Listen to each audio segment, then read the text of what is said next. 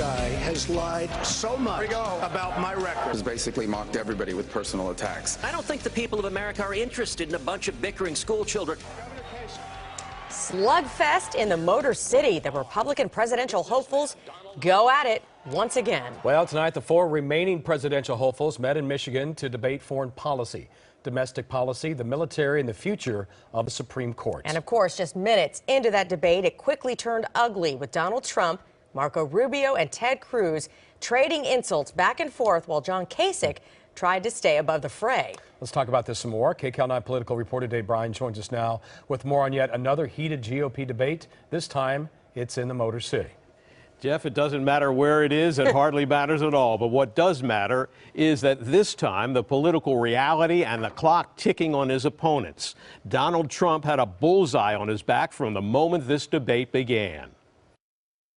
I beat Hillary Clinton in many polls. If you're our nominee, excuse me, I think I'm talking. Hold on, excuse me. I beat Hillary Clinton in many Hold on. I hope you can. The audience cannot understand when you're talking over each other. In one of the most fiery debates of a heated and volatile campaign season, Donald Trump came under continuous attack from start to finish as Marco Rubio and Ted Cruz pounced on him at every opportunity. This little guy has lied so much about my record. There we go. The person.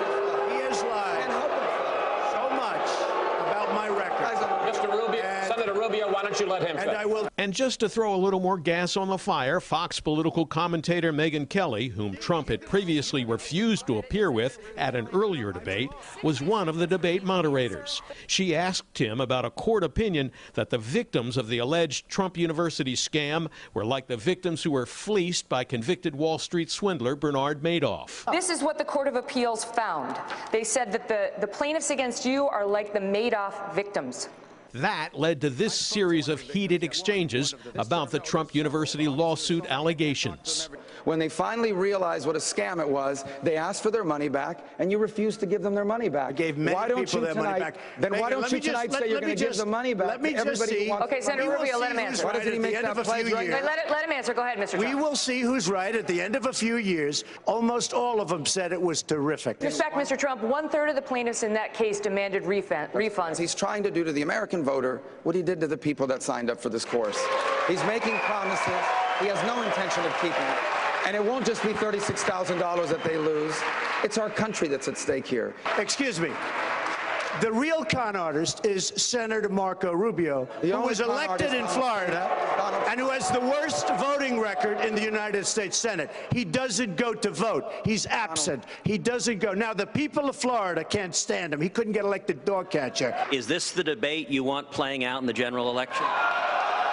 The stakes in this election are too high, and if we nominate Donald, we're going to spend the spring, the fall, and the summer with the Republican nominee facing a fraud trial. Oh, stop with it. Hillary Clinton saying, case. why It's did a you minor give my case. campaign and my foundation $100,000? It's a minor civil case. And with Hillary Clinton pointing out that he supported it. With time and the delegate count running out on Trump's opponents, the sniping continued wall to wall for 2 hours at every conceivable opening. I have a policy question for you, sir. Let's see if he answers it. I will. Don't worry about it, Marco.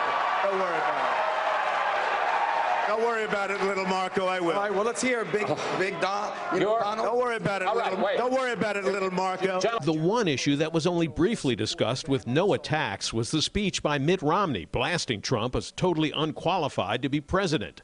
After the debate, Fox News political commentator Bill O'Reilly asked Trump about why he thinks Romney and other Republicans are coming after him. I tell it like it is. I tell the truth. I mean, our country needs that. But Romney feels that you're a danger to the country. I don't think he feels that at all. You think he's a phony? I would say he's a phony, yeah. I mean, he doesn't feel that at all. You think this is all contrived? He doesn't have any sincere... I would say mostly contrived, yeah. I think he feels very badly about his poor run. He ran very poorly. He made a fool out of himself.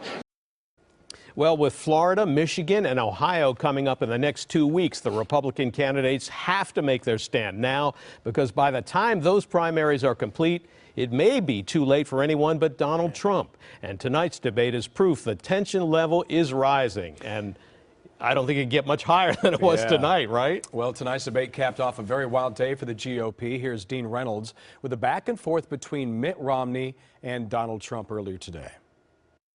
Here's what I know. Donald Trump is a phony, a fraud.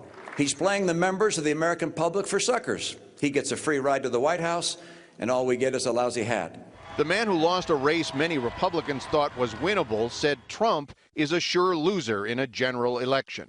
A person so untrustworthy and dishonest as Hillary Clinton must not become president.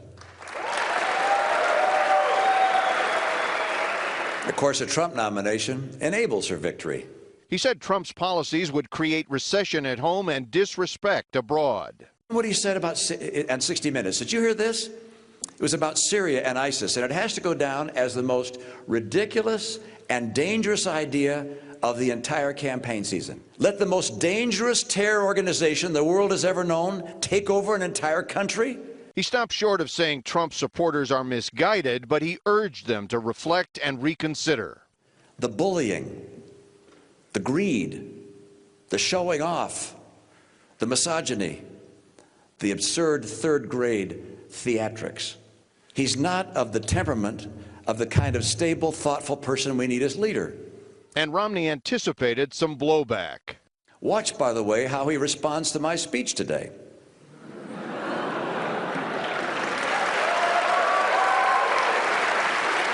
The answer came along predictably and pugnaciously. Trump said Romney is a lightweight, a choke artist, a chicken, and worse. Mitt is a failed candidate. He failed. He failed horribly.